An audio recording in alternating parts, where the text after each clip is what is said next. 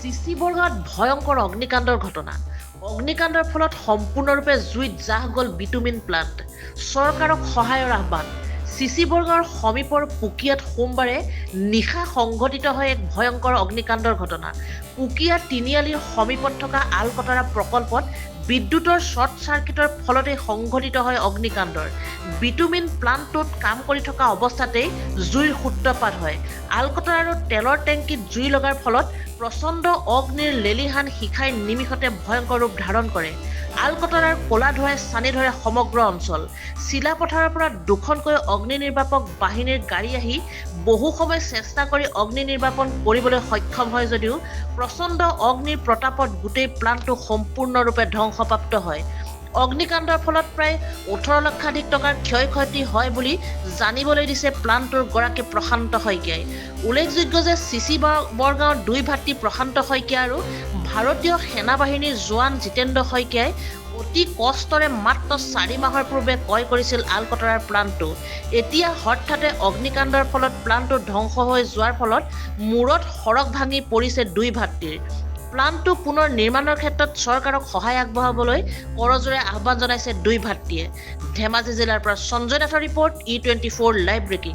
কালি ৰাতি প্ৰায় তাৰমানে 8টামান বজাত মানে কাৰেণ্টটো কিবা শ্বৰ্ট লাগিলে নেকি। LDU মানে যিটো আমাৰ হেৰি আছিলে বিটুমিন যিটো পাম্পটো, বিটুমিন পাম্পটোত লাগি মানে গোটেই মানে ডাঙৰকৈ জুই লাগি গ'ল। জুই লাগি গ'লত তাৰপৰা ফোনাফোনি কৰিলে যদি মই চিলাপথাৰত ফোন কৰিলোঁ ফায়াৰ ব্ৰিগেডৰ গাড়ী আহি দুখনকৈ গাড়ী আহি নুমাব পৰা নাই। তাৰপৰা লাষ্টত কিবা ফৰ্ম দিলে এনেকৈ কৈ নুমাই গ'ল।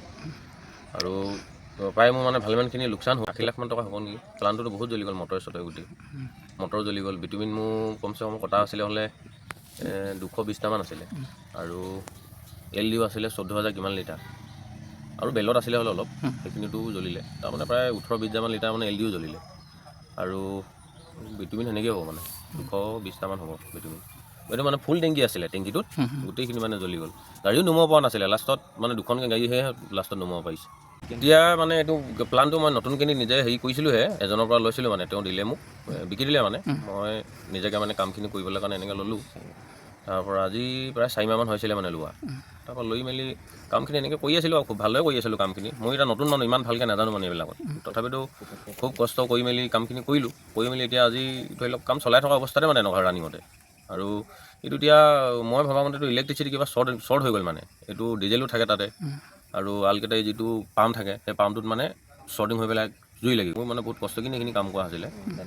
তাকে এতিয়া দাদাও মানে মোৰ লগতে যিখিনি কৰি দিলে, এতিয়া ইও মানে আৰ্মিত থাকে, আৰ্মিত থাকি মোৰ লগতে গোটেই কাম বনখিনি কৰি আছে। দুইটাৰ লগতে থাকোঁ। ক্ষতি হ'ল সেইখিনি যদি ধৰক চৰকাৰে যদি কিবা এটা যদি চাই মেলি দিব পাৰে, তেতিয়া মই অলপ আগবঢ়াত ভাল হ'ব। মই ইমান মানে লগীয়া ভিতৰত নহয়, তাৰ ভিতৰতে যদি চৰকাৰে কিবা এটা কৰি দিয়ে অলপ মই সকাহ পাম মানে।